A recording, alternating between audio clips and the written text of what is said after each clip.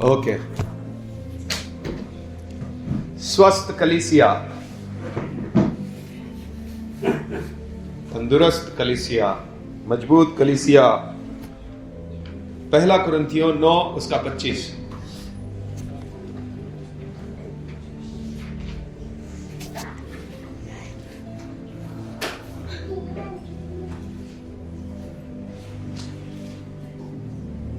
पहला कुरिन्थियों 9 उसका 25। हर एक पहलवान सब प्रकार का संयम करता है।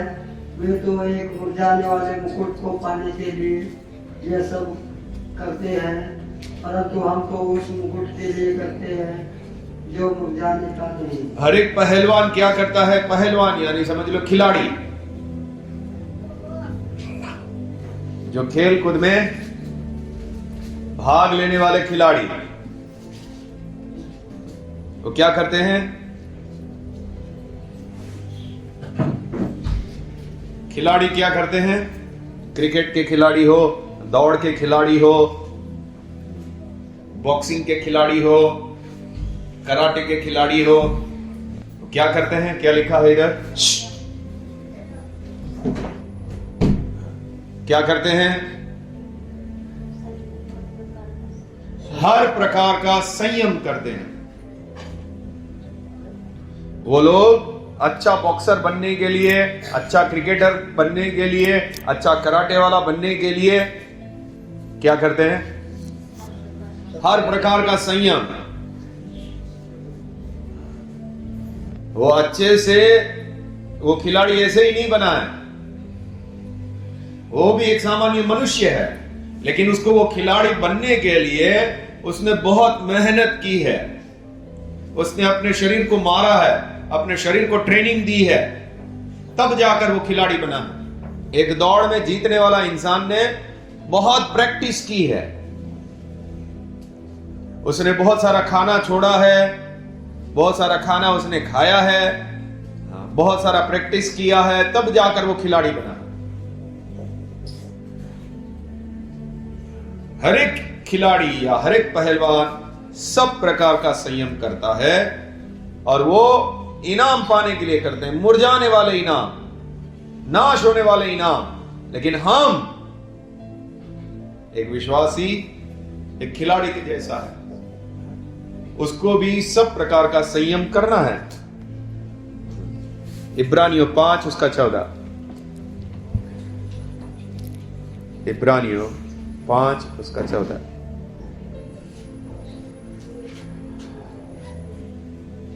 पर अन्य सयानों के लिए है, जिनकी ज्ञानेंद्रियां अभ्यास करते करते भले बुरे के में भेद करने में निपुण हो गई है। हाँ,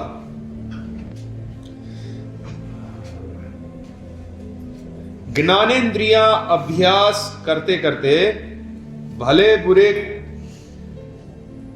में भेद करने के लिए पक्के हो गए हैं। ज्ञानेंद्रियां का मतलब क्या होता है? हाँ, ज्ञानेंद्रियों का मतलब क्या होता है? समझ, भले बुरे की समझ। अभ्यास करते करते भले बुरे की समझ,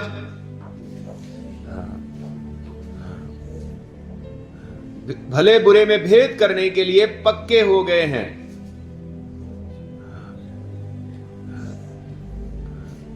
ज्ञानेंद्रियों का अभ्यास, ट्रेनिंग करना, अपनी समझ के लिए अपनी बुद्धि को ट्रेनिंग देना। जैसा एक खिलाड़ी लोग कुश्ती के लिए ट्रेनिंग करते हैं, दौड़ में दौड़ने वाला ट्रेनिंग लेता है, इसी प्रकार ज्ञानेंद्रियों का अभ्यास, ज्ञानेंद्रियां यानी आपकी समझ, क्या सही है क्या गलत है, ये करना चाहिए ये नहीं करना चाहिए, इसका अभ्यास करते करते आप पक्के हो जाएं। सब लोग का ध्यान इधर ही रखें, हाथ पैर सब ठीक है, इधर ही रखें ध्यान अपना। इसका क्या मतलब है? देखिए, खिलाड़ी बनने के लिए बहुत सारा संयम करता है, बहुत सारा ट्रेनिंग लेता है, तब जाकर वो खिलाड़ी बनता है। यहां पे पौलुस का कहना यह है कि एक अच्छा विश्वासी बनने के लिए, भले और बुरे का भेद समझने के लिए आपको भी इसी प्रकार से अपनी समझ को ट्रेन करना पड़ेगा, प्रैक्टिस करना पड़ेगा। किसका हमारा प्रैक्टिस किसका है? ये बुद्धि का।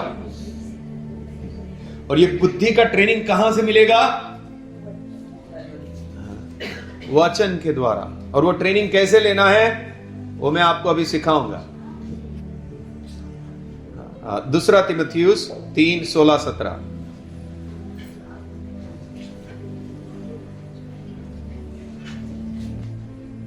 दूसरा तीमुथियुस 3:16-17। अब इनको पकड़ के रखने का काम आपका है दोनों को।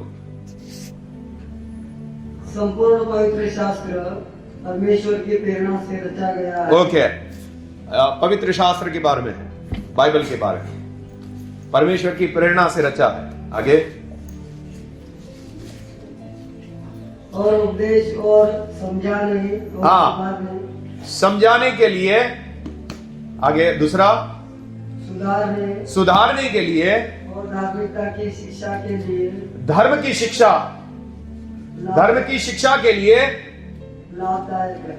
ये चीज आपको समझाने के लिए, सुधारने के लिए, धर्म की शिक्षा के लिए लाभदायक है।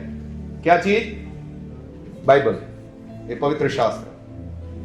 इसके द्वारा आपको जब समझाया जाएगा, इसके द्वारा आपको सुधारा जाएगा, इसके द्वारा आपको धर्म की शिक्षा आपको दी जाएगी। इसके लिए ये फायदे कारक है ये किताब। आगे, ताकि परमेश्वर का जन सिद्ध बने। हाँ, ताकि आप सिद्ध बने, आपकी बुद्धि समझ में आ जाए। आपकी बुद्धि को आपने ऐसा पक्का बनाया है, आपकी ज्ञानेंद्रियों को ऐसा पक्का बनाया है, आपके लिए क्या सही है, क्या सही नहीं है। आपने अपनी बुद्धि को ट्रेनिंग दिया है, आपने अपनी ज्ञानेंद्रियों को ट्रेनिंग दिया है। और शैतान आपके पीछे पड़ेगा कि इसकी ज्ञानेंद्रियां ट्रेनिंग ना पाएं, ये खिलाड़ी ना बने, ये बच्चा ही रहे, ये छोटी मोटी बातों में झगड़ा करता रहे, इसकी बुद्धि बढ़े नहीं। सच बोले तो बहुत सारे विश्वासी की बुद्धि ये महेश भाई जैसी है, उसकी समझ नहीं है। अभी महेश का जो बुद्धि है एक सामान्य मनुष्य जैसा नहीं है, उसको समझ नहीं आता इतना। इसी प्रकार आत्मिक बातों में आप लोगों की बुद्धि ऐसी है, लड़ पड़ते हैं। आपकी ज्ञानेंद्रियों को आपने अभ्यास नहीं किया है वचन के द्वारा। पैसे की लालच में फंस जाते हैं। बुद्धि कैसी है?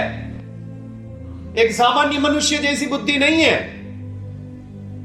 अभी इसके द्वारा, इस वचन के द्वारा हम कैसे अपनी ज्ञानेंद्रियों को पक्की कर सकते हैं, उसको मैं अभी समझाऊंगा।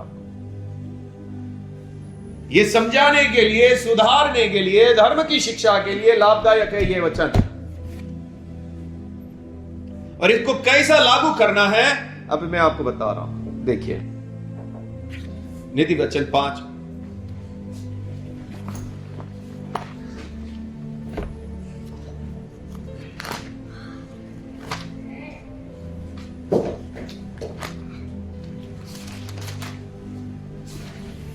हाँ पढ़िए,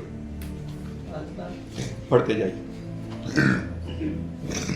हे मेरे पुत्र, मेरी बुद्धि की बातों पर ध्यान दे, मेरी समझ की ओर कान लगा। इस वचन में जो लिखा है उसको ध्यान दे, उसकी बातों पर कान लगा। आगे, जिससे तेरा विवेक सुरक्षित बना रहे। हाँ, और तू ज्ञान के वचनों को थामे रहे।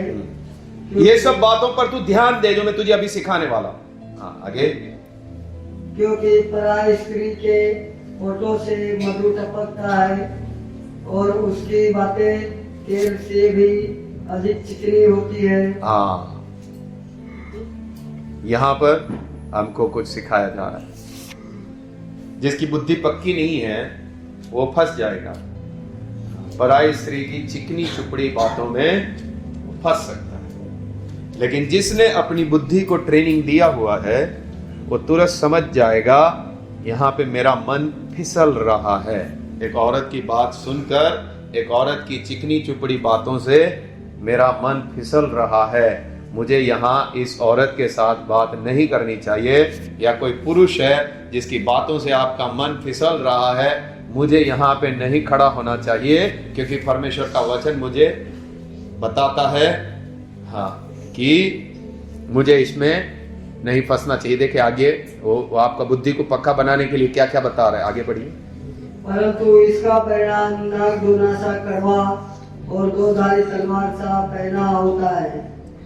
आगे उसके पांव मृत्यु की ओर बढ़ते हैं और उसके पग अधोलोक तक पहुंचते हैं। हाँ, अच्छी मीठी मीठी लगने लगती है बातें हैं एक पराई औरत की। ये वे विचार में जो फंसते हैं, पहले कैसे फंसते हैं, उसकी बातें मीठी लगने लगती है, उसका मन फिसलने लगता है, उसको अच्छा लगने लगता है, गुदगुदी होने लगता है। अरे वाह वाह, इसका आवाज सुनकर कितना अच्छा लग रहा है।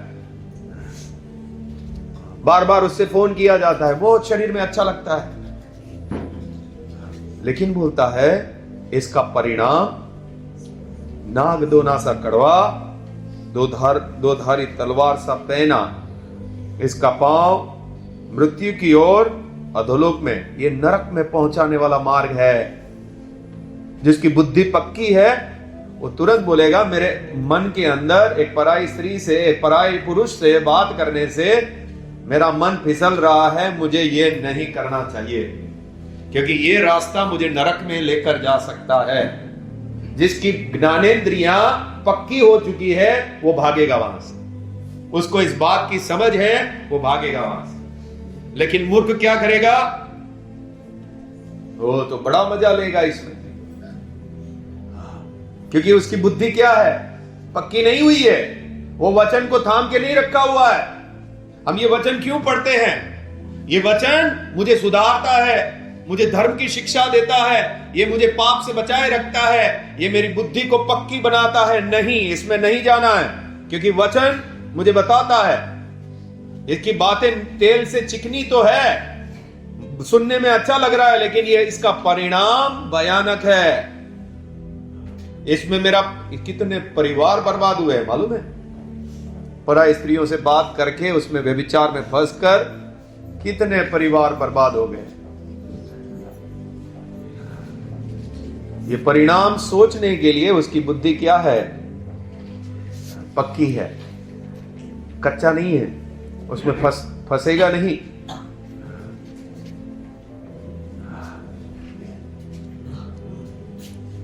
और जो इसमें फंसता है, फोन लगाएगा, बात करेगा, और ज्यादा बात करेगा, और उसको मीठा लगेगा, फिर मिलेगा, फिर छुएगा, फिर बातें आगे बढ़ती जाएगी।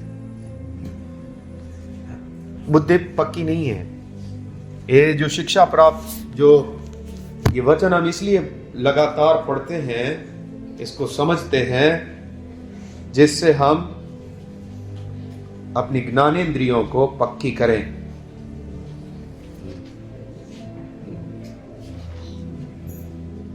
भले बुरे का भेद करने के लिए हम पक्के हो जाए, क्या अच्छा है क्या बुरा है उसका भेद हम जानते हैं, उसकी परख है हमको, हमारे लिए क्या अच्छा है, हमारे लिए क्या बुरा है। कई सारे विश्वासी भटकेंगे, उसका कारण क्या है, सही गलत का समझ ना होने के कारण, पक्के ना होने के कारण।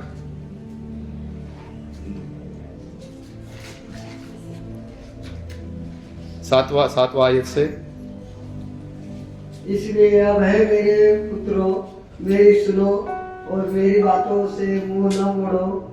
ऐसी स्त्री से दूर ही रहे और उसकी देवड़ी के पास भी न जाना, कहीं ऐसा ना हो कि तू अपना यश और औरों के हाथ और अपना जीवन क्रूरजन के वश में कर दे।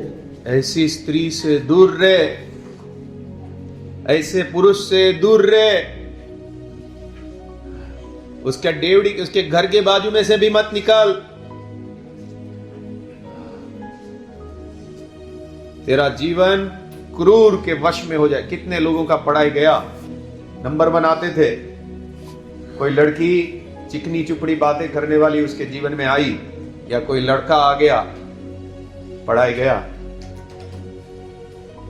कितने लोग अच्छा धंधा करते थे, वो गया।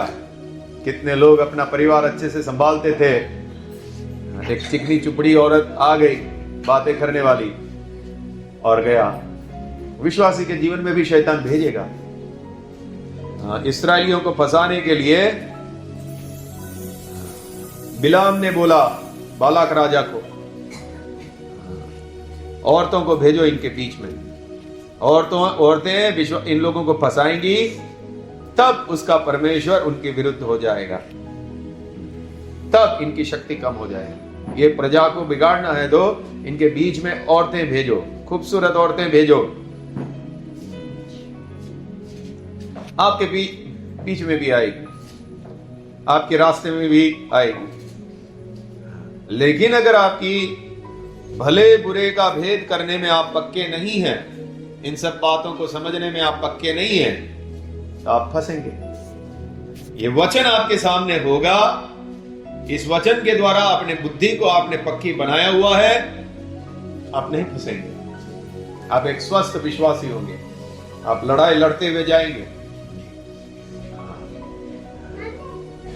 आप प्रार्थना करते रहेंगे, प्रभु मेरा मन इस सब चीज पर लग रहा है, मुझे आप सहायता करें। शैतान आपके मन को बहकाने के लिए हर एक प्रकार की कोशिशें करेगा, लेकिन आप प्रार्थना में मजबूत है।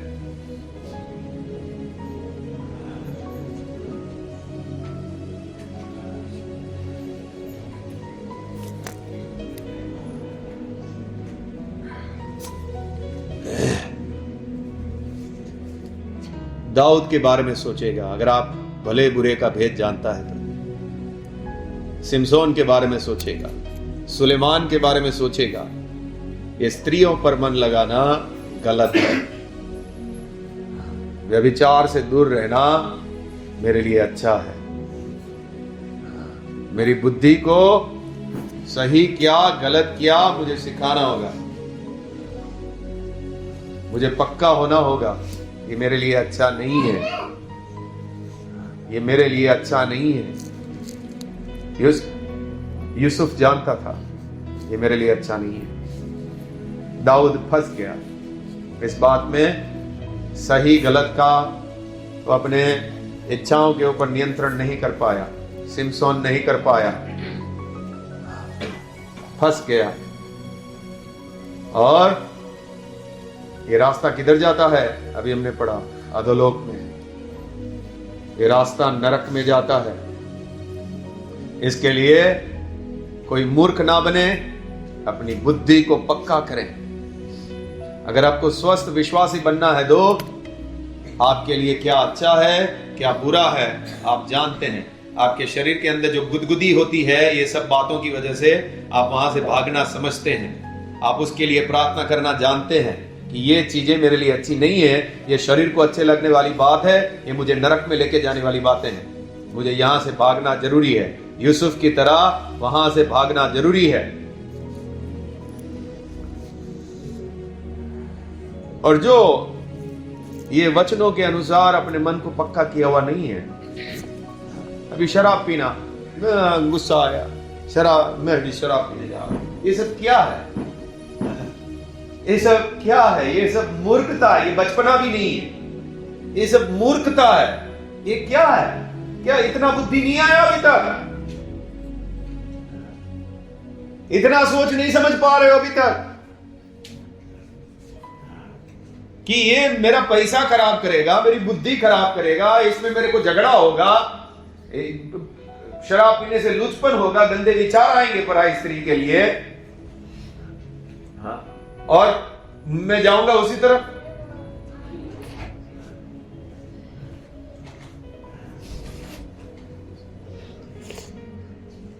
सही गलत का भेद जानने में पक्के नहीं है।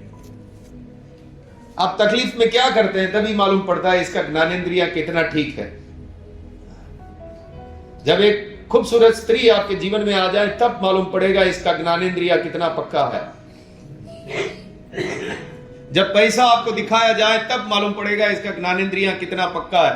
ये सही गलत का भेद जानने के लिए इसका बुद्धि ठीक है कि नहीं, क्या इसने सच में वचन को सिर्फ पढ़ता ही रहा या खुद भी इसको मन में उतारा हुआ है, तब जाकर मालूम पड़ेगा। ये दाऊद के गिरने से कुछ सीखा है कि नहीं, ये सिमसोन का जीवन देखकर कुछ सीखा है कि नहीं, ये वचन में जो चेतावनियां दी गई है उससे कुछ सीखा है कि नहीं, इसने अपनी बुद्धि में कुछ बिठाया है कि नहीं, ये तो जब सामने परीक्षा आएगी तब मालूम पड़ेगा।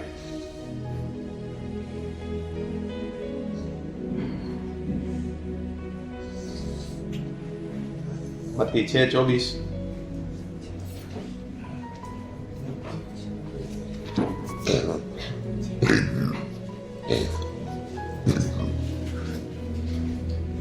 ये अभ्यास आसानी से नहीं होगा। ये ऐसा नहीं है कि ये वचन मैंने पढ़ लिया तो सुन लिया, वो लड़ाई होगी उसमें। जैसे ट्रेनिंग ली जाती है, ये बुद्धि ऐसे ही पक्की नहीं होने वाली विश्वासियों की। ये ऐसा नहीं है पढ़ लिया चलो ठीक है ये वचन मुझे मालूम है अब मैं इसमें नहीं हारूंगा, नहीं, वो कुश्ती होगी सामने सामने। वो तुमको गिराने के लिए पूरी कोशिश करेगा, हर चीज में लड़ेगा, लेकिन आप उस वचन को थामे हुए हैं, आप लगातार प्रार्थना करते हैं, आपका मन फिसल रहा है तो आप रो रहे हैं प्रभु के सामने, प्रभु मेरा पूरा पापी स्वभाव खींच रहा है इसकी तरफ, तू मुझे बचा प्रभु, ये ठीक नहीं है मेरे लिए। तब बोल सकते हैं ये है, ये इसके अंदर सच में बुद्धि पक्की है,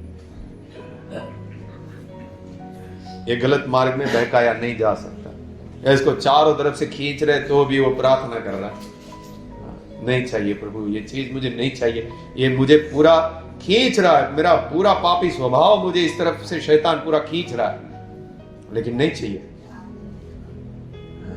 इस रीति से आपकी बुद्धि पक्की होगी। मत्ती 6:24। कोई मनुष्य दो स्वामियों की सेवा नहीं कर सकता, क्योंकि वह एक से बैर और दूसरे से प्रेम रखेगा, या एक से मिला रहेगा और दूसरे को तुच्छ जानेगा। तुम परमेश्वर और धन दोनों की सेवा नहीं कर सकते। ये वचन मन में है तो धन के पीछे जाएगा, तुम परमेश्वर और धन दोनों की सेवा नहीं कर सकते। धन आएगा तो भी बोलेगा नहीं चाहिए भाई, परमेश्वर का वचन में ऐसा लिखा हुआ है, मैं धन को अपना परमेश्वर नहीं बना सकता हूं, मुझे जीवन कैसा जीना है। 1 तीमुथियुस 6:6।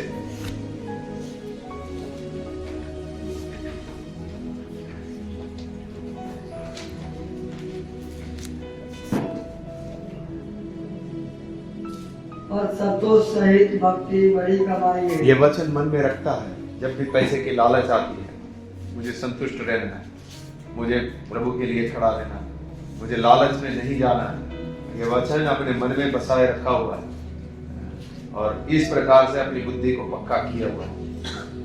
नहीं तो 500 रुपया दिखाएगा शैतान, आ जाओ 500 रुपया 500 रुपया, प्रार्थना छोड़ो, हम सीधा चले जाएंगे। 200 रुपया चले जाएंगे। हमारी बुद्धि भले और बुरे का भेद समझने के लिए पक्की होनी चाहिए। क्या मुझे इसके पीछे जाना चाहिए या नहीं जाना चाहिए, क्या ठीक है या नहीं है, क्या मुझे इसके लिए कदाच 5000 भी छोड़ना पड़े तो भी मुझे प्रार्थना में ही जाना। मुझे वो वचन मन में अच्छे से बैठा है, संतोष करके मुझे भक्ति करना है, वो है असली कमाई। मुझे भक्ति करना है, वो असली कमाई है। तब जाकर मालूम पड़ता है इसके पास एक विश्वासी की बुद्धि है, इसके पास वचन के अनुसार की बुद्धि है, इसको काफी लड़ाई किया गया है, लेकिन इसने अपनी बुद्धि को किस रीति से पक्की किया है, वचन के अनुसार बुद्धि को पक्का बनाया। ईंट होती है, ईंट बनाते हैं, लेकिन अभी तक वो टूट जाएगी। अभी इसको क्या करना पड़ेगा, आग में पकाना पड़ेगा, तब जाकर वो पक्की होती है। इसी प्रकार आपके साथ काफी लड़ाइयां होगी, लेकिन फिर भी आप वचन को मन में बसाए हुए हैं, उस वचन को थामे हुए हैं, इस वचन में ही चलना। उसमें काफी लड़ाई होगी, आपको बहुत कुछ खोना पड़ेगा, तब जाकर वो बुद्धि आग में पकेगी। हाँ तब पक्का हो गया। नहीं, ये वचन पे खड़ा रहता है, ये वचन के अनुसार चलता है। इसने अपने जीवन के सिद्धांतों को वचन के अनुसार पक्का खिल्ला ठोक कर अपने जीवन के सिद्धांतों को बनाया हुआ है। इसने अपनी बुद्धि को इस तरह की पक्की बनाया हुआ है। इसने ज्ञानेंद्रियों का अच्छा ट्रेनिंग लिया है। शरीर की इच्छाओं को मारने के लिए अच्छा ट्रेनिंग दिया है।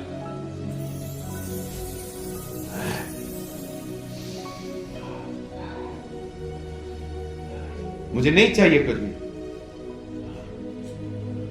ये वचन को अच्छे से समझता है। पहला तीमुथियुस 6 का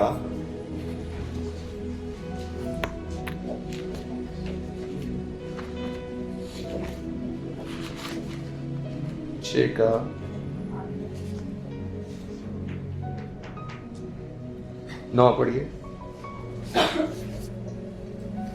पर जो धनी होना चाहते हैं वे ऐसी परीक्षा और फंदे और बहुत सी व्यर्थ और हानिकारक लालसाओं में फंसते हैं, जो मनुष्य को बिगाड़ देती है और विनाश के समुद्र में डुबा देती है।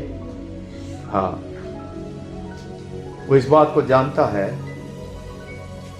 वो इस बात को समझा है, पैसे की लालच मुझे फंदे में फंसाएगी और मुझे नरक में लेके जा सकती है। इसके लिए पैसे की लालच को दूर रखना मेरे लिए अच्छा है, ये मुझे रखना जरूरी है। मुझे ये मेरे लिए अच्छा नहीं है, इस बात के लिए उसकी बुद्धि पक्की हो चुकी है। पैसे का लालच उसने नहीं रखा है, उसके साथ अच्छी लड़ाई लड़ा है, इसके लिए उपवास किया है, उसके लिए प्रार्थना किया है, उससे छुटकारा प्राप्त किया है।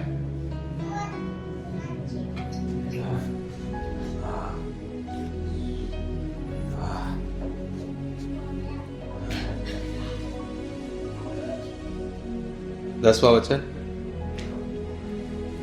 क्योंकि रुपये का लोभ सब प्रकार की बुराइयों की जड़ है, जिसे प्राप्त करने का प्रयत्न करते हुए बहुतों ने विश्वास से भटक कर अपने आप को नाना प्रकार के दुखों से छलनी बना लिया।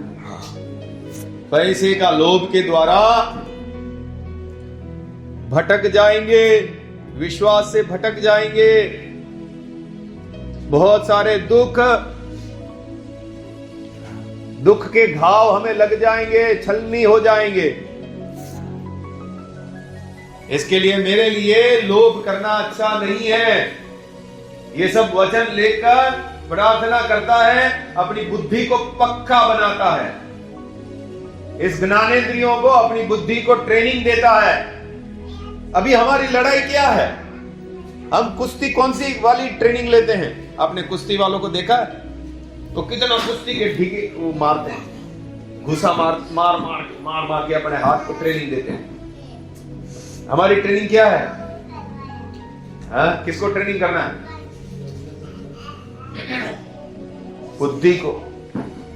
इन वचनों को लेकर, इसी को लेकर मुझे मेरे जीवन के सिद्धांतों को बनाना है। इसी को लेकर मेरे जीवन के हर हिस्से को मुझे, मेरी बुद्धि को ट्रेनिंग देना है। मुझे ऐसा बनना है। मुझे पैसे की लालच से दूर रहना जरूरी है, इससे मैं विश्वास से भटक सकता हूं।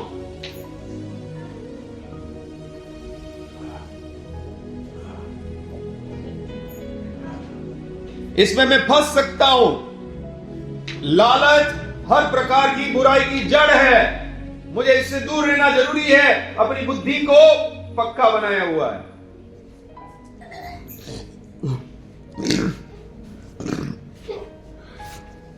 बहुत कम लोग इसमें बुद्धि को पक्का किए हुए है पक्का किए हुए लो पैसे को लेकर।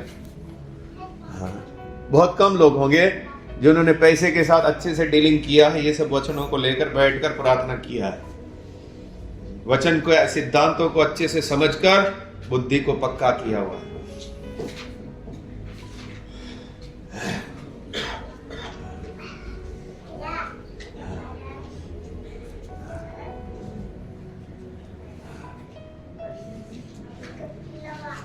गुस्सा को लेकर बुद्धि पक्का करना। इफिसियों 4:26।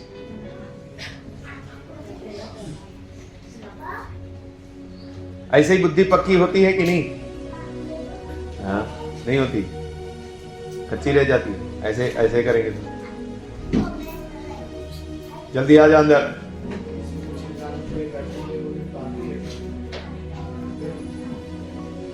हाँ पढ़िए।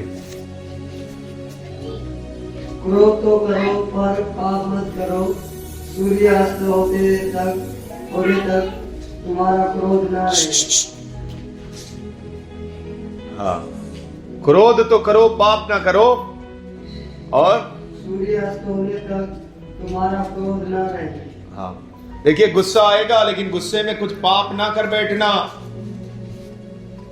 और गुस्सा सूर्य अस्त होने से पहले खत्म कर दिया जाए। अगर ये वचन मन में होगा तो सब ठीक चलेगा, नहीं तो झगड़ा बढ़ता रहेगा। रात को आप भी परेशान, सुबह उठकर उसका गर्दन पकड़ने जाओगे, पूरी रात आपने वही सोचा है। वो गुस्सा में आपने अपने ज्ञानेंद्रियों को गुस्से वाली बना दिया है, बुरी बना दिया है। और फिर या तो आप दूसरे दिन उसके सामने जाओगे, या तो गला पकड़ोगे, या फिर ऐसा खड़ा रहोगे। सीधा से खड़ा रह पाओगे? लेकिन अगर आपने सूर्यास्त होने से पहले ही उसके साथ मेल मिलाप किया हुआ है, गुस्सा को हटाया हुआ है, दूसरे दिन भी आप नम्रता से खड़े रह पाओगे। आपने अपनी बुद्धि को पक्का किया हुआ। ये सब मामले में ये गुस्सा तुरंत ठीक करना जरूरी है। और गुस्सा आया तो गुस्सा आया, मनुष्य है, आएगा, लेकिन पाप नहीं करना है इसके द्वारा। अपने आप को साइड में जाके कहीं जाके बिठा दिया है। इस गुस्से के द्वारा मुझे, देखिए गुस्सा आएगा ना, अब कोई भी सामने आएगा उसको पटकोगे, चाहे वो पत्नी आए, बच्चा आए, दोस्त आए, पड़ोसी आए, आप पाप करोगे। तो होता है ये सब बच्चे लोग में। ठीक, बात करें।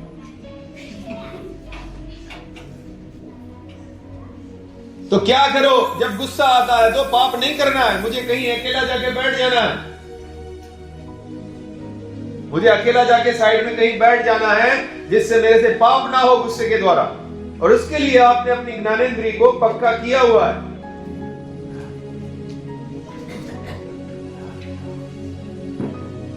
नहीं तो आपका गुस्सा ढूंढेगा, उसको संतुष्टि चाहिए। किसी को तो उठा के पटकूं मैं, किसी के ऊपर तो गुस्सा निकालूं मैं, और आप पाप करेंगे ऐसा करके।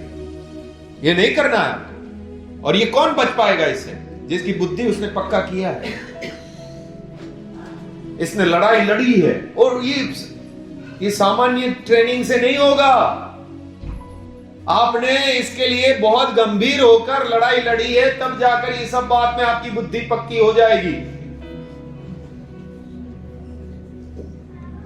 गुस्से में तो आपको मालूम है बहुत बड़े बड़े नुकसान कर बैठे हैं लोग।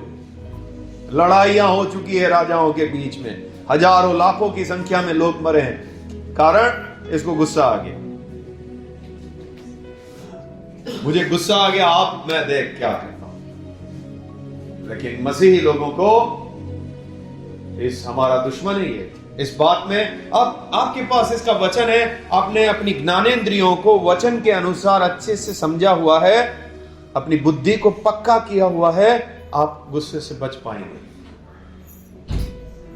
आपके अंदर एक सच्चा मसीही जीवन दिख पाएगा।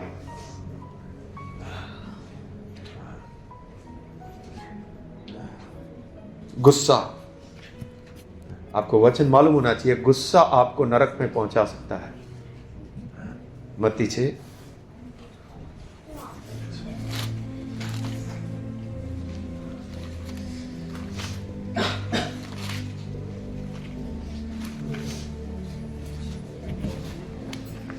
मत्ती की किताब, मत्ती 5 माफ करें, 5 का 21 से।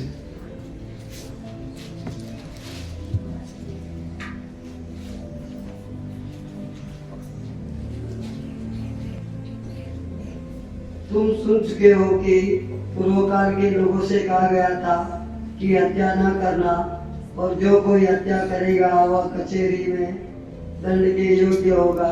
आगे, हत्या करने से उसको कोर्ट में लेकर जाएंगे, ऐसा पहले का नियम था। आगे, परंतु मैं तुमसे कहता हूँ कि जो कोई अपने भाई पर क्रोध करेगा वह कचहरी में दंड के योग्य होगा, और जो कोई अपने भाई को निकम्मा कहेगा वह महासभा में दंड के योग्य होगा। गुस्से पर नियंत्रण नहीं है, निकम्मा और सब बोल रहा है, मुंह से अनाप शनाप बोल रहा है। आगे, और जो कोई कहे अरे मूर्ख वह नरक की आग के दंड के योग्य होगा। इस क्या बोलने से नरक में जाएगा?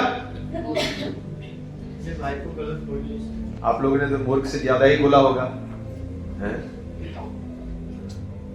अगर ये नियंत्रण में नहीं रहा गुस्सा तो, और ऐसा ही आपका जीवन रहा तो आप कहां पहुंच सकते हैं? नरक। अगर आपने अपनी बुद्धि को, अपनी ज्ञानेंद्रियों को सही और गलत, इस वचन के अनुसार क्या सही क्या गलत आपने पहचाना हुआ है, तो ये बुद्धि ऑटोमेटिक, गुस्सा आएगा तब आपको साइड में लेकर कहीं बिठा दे, अकेले में कहीं जाकर बैठ जाओ, प्रार्थना करो, अभी मुझे किसी के सामने नहीं जाना है, कुछ गुस्सा हो जाऊंगा और पाप हो जाएगा मुझसे।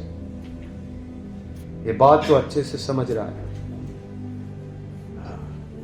इस बात को अच्छे से समझकर, अच्छे से गुस्सा के साथ लड़ाई करके अपनी बुद्धि को, अपनी ज्ञानेंद्रियों को पक्का बनाया हुआ।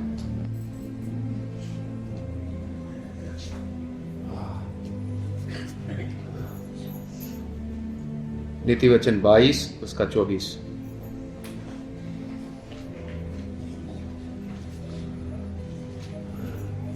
नीति वचन 22-24।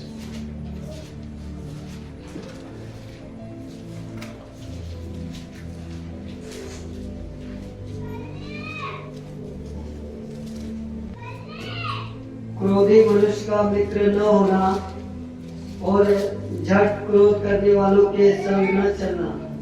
ज्यादा, जिसको जल्दी गुस्सा आ जाता है ऐसे लोगों के साथ मत रहो। किसको आता है जल्दी? ऐसे लोगों के साथ मत घूमना, क्योंकि वो बात का अनर्थ कर देंगे। बच्चे के साथ गुस्सा कर लेता हूं, और बड़े लोग से किसी से ठीक है, तो इसके साथ घूमना।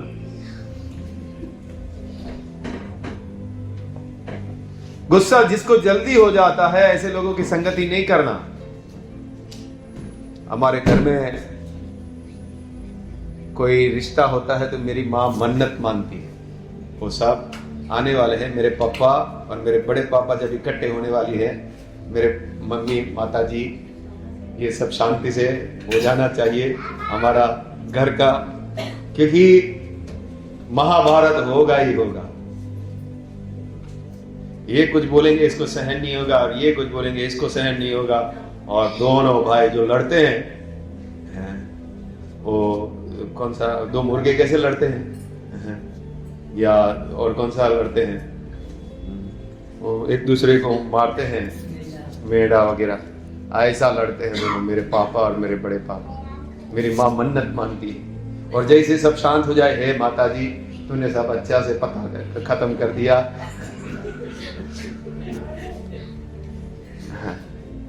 क्योंकि क्रोधी मनुष्य है। इसमें से कई लोग हैं जो कोई रिश्ते की कोई परवाह नहीं करते, जब गुस्सा आया तो खत्म, और किसी को नहीं देखेंगे। एक विश्वासी को ही अपनी ज्ञानेंद्रियों को पक्का करना है, अपनी बुद्धि को पक्का करना है, ऐसा नहीं होना है। हाँ, मेरा गुस्सा कितनी हानि कर सकता है, मेरा गुस्सा मुझे नरक में लेके जा सकता है।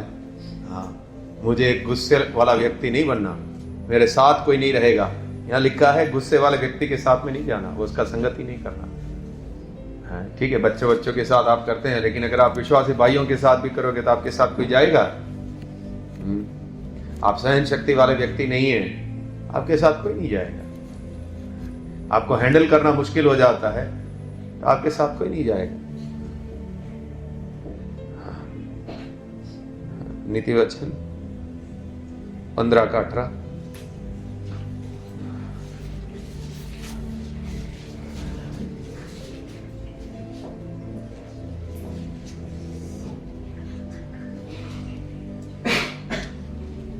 क्रोधित पुरुष झगड़ा मचाता है, परंतु जो विलंब से क्रोध करने वाला है वह मुकदमों को दबा देता है। क्रोधी पुरुष झगड़ा मचाता है, हाँ परंतु जो विलंब से क्रोध करने वाला है हाँ। वह मुकदमों को दबा देता है। हाँ, किसी किसी के पास बहुत अच्छी कला है, वो ठंडा कर देता है सब। पिंटू भाई में अच्छी कला है, अच्छे से सब हैंडल कर लेते हैं, हाँ, वो बात को अच्छे से संभाल लेते हैं। लेकिन अपने कोई कोई तो हथौड़ा से ही है, सीधा ही हथौड़ा निकालते हैं। हाँ भाई ठीक है, बात समझो। पिंटू भाई अच्छे से हैंडल करते हैं, मैंने देखा। हाँ, मुकदमे को जो विलंब से कोप करने वाला, ऐसा स्वभाव होना चाहिए। ठीक है, किसी किसी को स्वाभाविक रूप से ऐसा स्वभाव नहीं है, किसी किसी को स्वाभाविक रूप से शांत व्यक्ति है, तो उनके पास वो कुदरती परमेश्वर ने ऐसा उसको बनाया हुआ है। लेकिन किसी को जल्दी गुस्सा आता है। लेकिन इसमें भी आपको कैसा अपने स्वभाव के हिसाब से अपने को हैंडल करना है, आपको अपनी ज्ञानेंद्रिय को पक्का करना है। मैं एक ऐसा व्यक्ति हूं, तुरंत उग्र होता हूं तो तुरंत मुझे कहीं चला जाना, तुरंत मुझे मेरे द्वारा पाप नहीं होना चाहिए, मुझे बोलने में धीरज रखना होगा। और ये सब आप प्राप्त कर सकते हैं, ये सब विश्वासियों को मिल सकता है, क्योंकि आपको पवित्र आत्मा मिला है, आपको परमेश्वर की उपस्थिति में जाने का सौभाग्य मिला है। आप उपवास और प्रार्थना करते करते अपनी ज्ञानेंद्रियों को पक्का कर सकते हैं। आप उतना अच्छा नहीं बन पाएंगे जिसको स्वाभाविक रूप से पिंटू भाई के पास ऐसा स्वभाव है, ऐसा आप नहीं बन पाएंगे, क्योंकि उग्रता आपके अंदर तुरंत आती है, वो स्वभाव है आपका। लेकिन आप पाप करने से बच जाएंगे जब आप प्रार्थना सहित अपने आप को तैयार करेंगे, अपनी ज्ञानेंद्रियों को पक्का करेंगे कि वचन इस प्रकार से मुझे बताता है, मुझे इस प्रकार का बनना। और जब आप प्रार्थना करने बैठते हैं, हो सके तो वचनों को लेकर बैठिए, प्रभु ऐसा ऐसा मुझे होना जरूरी है और मैं ऐसा नहीं हूं। आप वचनों को साथ में लेकर बैठे, मुझे ऐसा जीवन में होना चाहिए, मैं नहीं कर पा रहा। आप रोए, प्रार्थना करें, आप उपवास करें, और देखिए बदलाव आएगा आपके जीवन में। आपके जीवन में वो बंधन टूटेंगे, आपको प्रभु आगे बढ़ाएगा। क्रोध,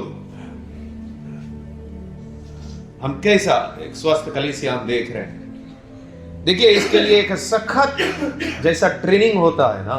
आप खा पी के मजे से सोकर उठकर सब अपना जीवन जैसे जीते हैं, जीना चाहते हैं, तो वो नहीं मिल पाएगा ट्रेनिंग। वो ट्रेनिंग नहीं है। ट्रेनिंग में क्या होता है? तकलीफ उठाना पड़ेगा, पीड़ा उठाना पड़ेगा, वो ट्रेनिंग है। तब जाकर वो बदलाव आपके अंदर आएगा। आपको वो भक्ति की साधना करना पड़ेगा।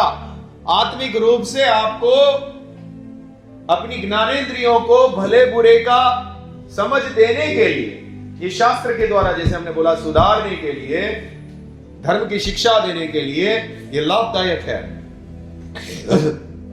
आपको भक्ति की साधना करना पड़ेगा, ट्रेनिंग देना पड़ेगा। आपका खाने पीने में बहुत मन लगता है तो आपको अपने जीवन में ऐसे अनुशासन लाना पड़ेगा कि ये चीजें मुझे नहीं खानी है, इस प्रकार से नहीं खाना है। तब जाकर आपके जीवन में अनुशासन आएगा। आपकी ज्ञानेंद्रियां ठीक हो पाएगी। आपकी बुद्धि उस बात में सही रीति से सोच पाएगी।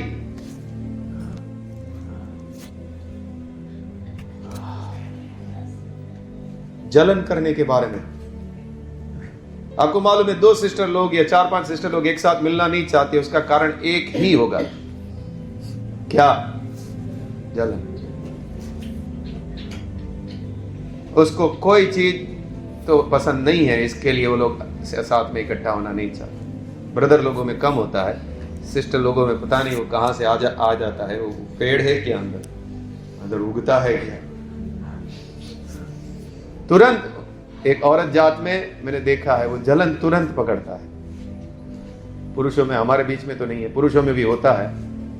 हाँ, जलन। आपको मालूम है जलन के कारण कैन ने क्या कर दिया? हाँ? दया नहीं है जलन में, क्रूर है जलन। और वो खुश होता। आपको जिसके प्रति जलन है उसका सत्यानाश हो जाएगा और आप अंदर ही अंदर क्या करेंगे? आनंद मनाएंगे।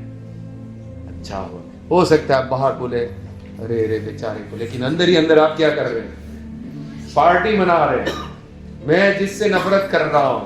ओ वाह वाह वाह, ये धार्मिकता की शिक्षा के अनुसार नहीं है। जब तेरा दुश्मन तकलीफ में हो तब भी तेरे को खुशी नहीं होनी चाहिए। जब तेरा दुश्मन तकलीफ में आ जाए, दुश्मन जिसने तुझे तकलीफ दिया है, पीड़ा दिया है, वो तभी भी तेरा मन खुश नहीं होना चाहिए। एक गवाही हुआ था मेरे जीवन में, वो स्वाभाविक था, पता नहीं वो प्रभु ने ऐसा किया कि क्या। एक आदमी ने मेरे को बहुत ज्यादा सताया, गालियां दी गंदी गंदी, आधे घंटे तक 2-3 लोग मिलकर मुझे गंदी गालियां दिया, ऐसा ऐसा शब्द बोला मेरे घर के पास। और ये हुआ था दिसंबर की नाइट में, वो लोग दारू पी रहे थे। तो मैंने उनको प्रभु के बारे में बताया, तो वो लोग पिए हुए थे और उन लोगों ने सब ने मेरा ठट्ठा करने लग गए। आधे घंटे तक इतना गंदा गंदा गालियां बोल रहे हैं, सब कर रहे हैं। फिर वो लोग चले गए। तो मार्च में मैंने देखा, दिसंबर में ही हुआ था, मार्च में देखा कि वो लड़का आत्महत्या कर दिया। वो मराठी लोग क्या करते हैं, वो फोटो लगा देते हैं, एरिया का कोई मर जाता है तो उसको फोटो लगाया है मरा हुआ। मैं बोला अरे बाप रे, इसको क्या हो गया? तो मैं सबको जाके पूछ रहा हूँ, मैं बोला क्या हो गया इसको? बोल रहे आत्महत्या किया इसने, उसकी माँ ने कुछ बोला और उसको। तो मेरे को खुशी नहीं हुआ थोड़ा भी, स्वाभाविक रूप से, पता नहीं मेरे को बहुत दुख हुआ कि ऐसा क्यों हो गया इसके अंदर। तो ये हर बार तो शायद नहीं होगा, कई बार मेरे अंदर तक किसी ने दुख दिया है तो शायद गुस्सा भी रहे, लेकिन उस समय नहीं था। तो ये धर्म की शिक्षा के अनुसार है, और हर समय हमारे अंदर अगर कोई खुशी हमारे अंदर आती है तो उसके लिए हमको प्रार्थना करनी चाहिए कि प्रभु, इस व्यक्ति के दुखी होने से मेरा मन खुश हो रहा है, ये अच्छा नहीं है, ये धर्म की शिक्षा के अनुसार का जीवन नहीं है।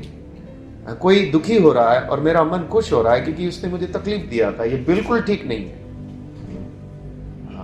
कई लोगों ने तो ताने मारे हैं, विश्वासी लोगों ने दूसरे विश्वासियों को, कि तेरे जीवन में ऐसी तकलीफें इसलिए हैं क्योंकि तू ये है, तू वो है। ये सब धर्म की शिक्षा के अनुसार नहीं है। आप कोई दुख में जाता है तो तुरंत न्याय मत करो उसका, कि तूने ऐसा कर दिया इसके लिए तेरे जीवन में ऐसा है। तुरंत न्याय मत करो, आप नहीं जानते। ये है दोष लगाना, ये है न्याय करना तुरंत। नहीं, आपको नहीं मालूम है, आपको पूरा पक्का मालूम है क्या कि परमेश्वर ने ही उसको दुख दिया है। तो जलन, याकूब की किताब 3 उसका 14।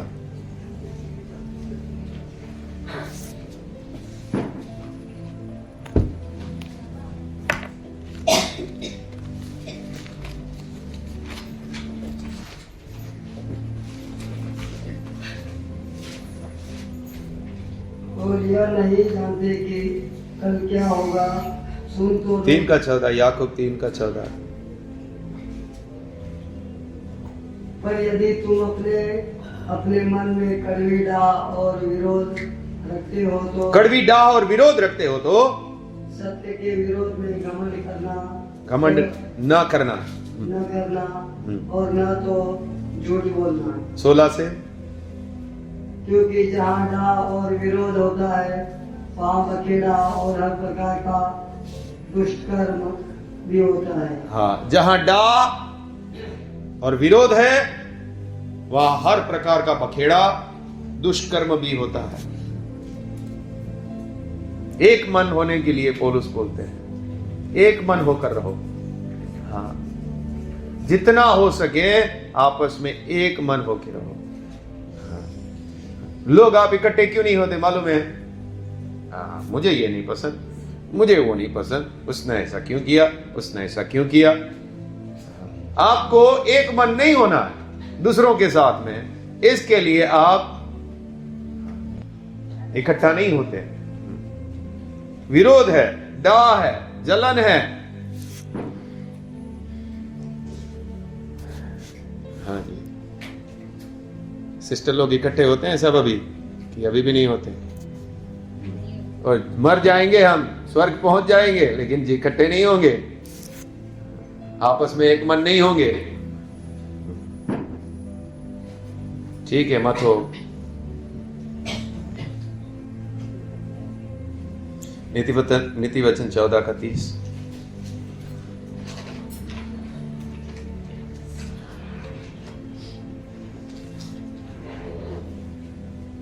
कभी उन्नति नहीं हो पाएगा, मैं सच बोल रहा हूं आप लोगों का, क्योंकि जो प्राथमिकता ही है एक होने की कलीसिया की बहनों के साथ में, वही आपके अंदर नहीं है, आपका उन्नति नहीं हो पाएगा, आप कितना भी कोशिश कर लो।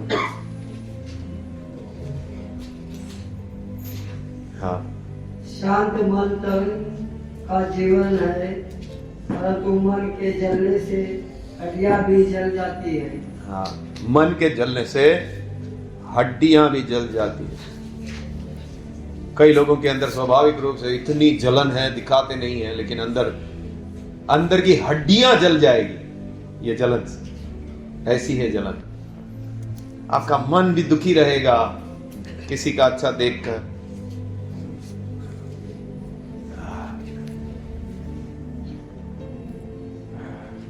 जलन।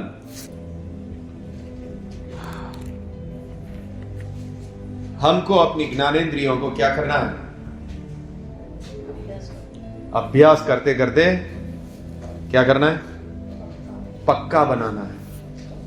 वचन पक्की तौर पर इसके मन में बैठा हुआ है, इसकी बुद्धि वचन के द्वारा पक्की की हुई है, वचन के सिद्धांतों को लेकर पक्की की हुई है।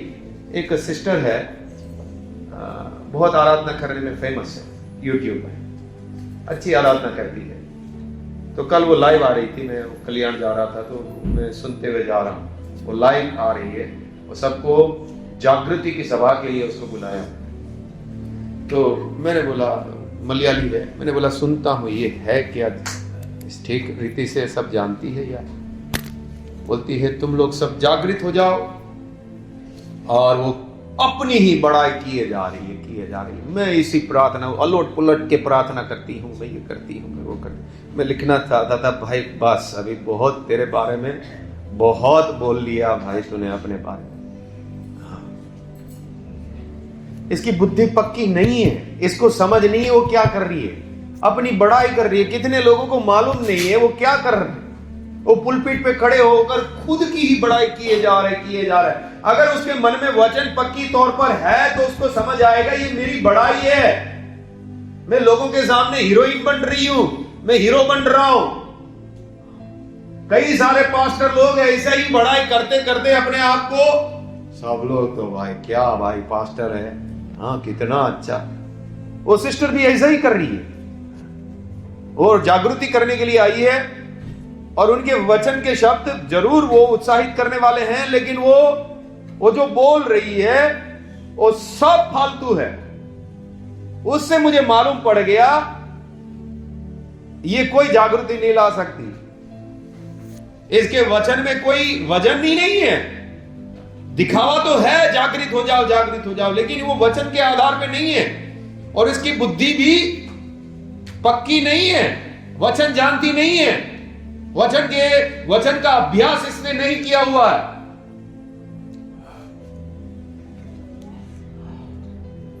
एक अच्छा विश्वासी बनने के लिए एक अच्छा ट्रेनिंग की जरूरत है, और वो ट्रेनिंग क्या है?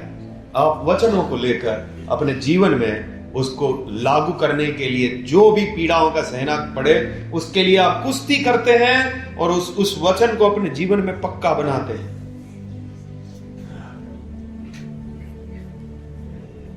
ये ऐसी बात है, आपको एक फोटो दे दिया समझाने।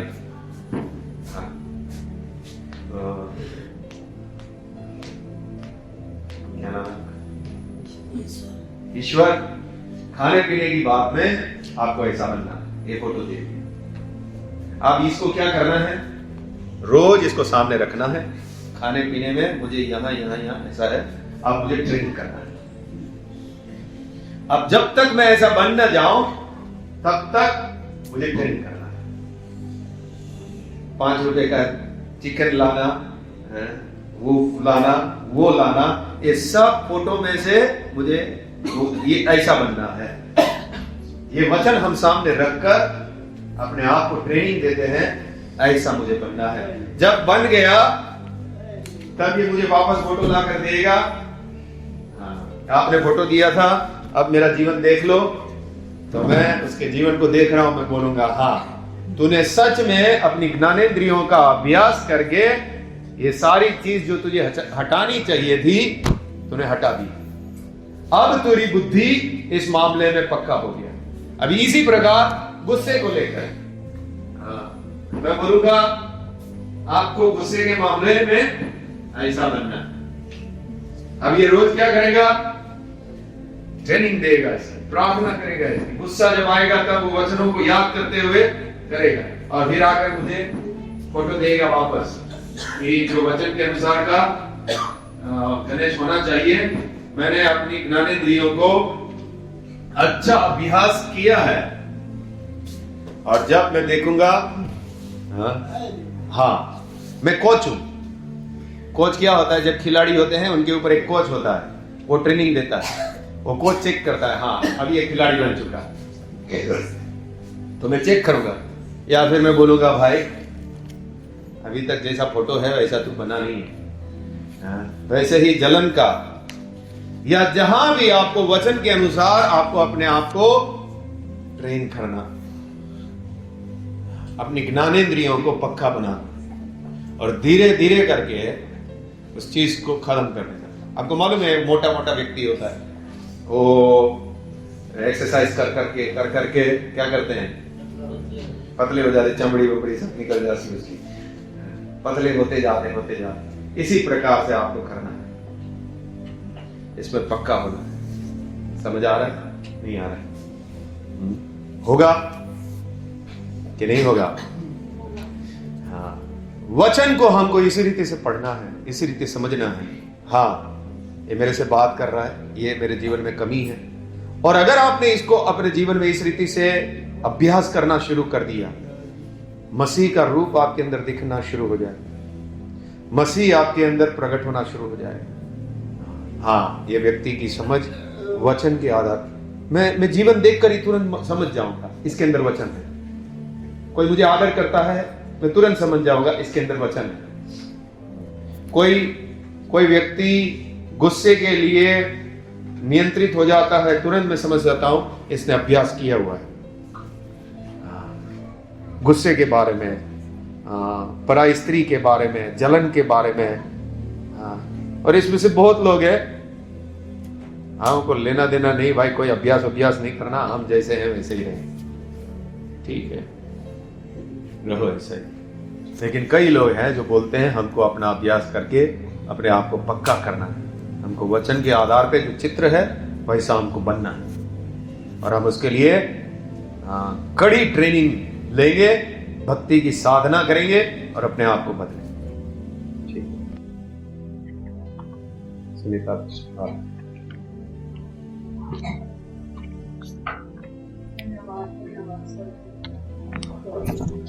धन्यवाद।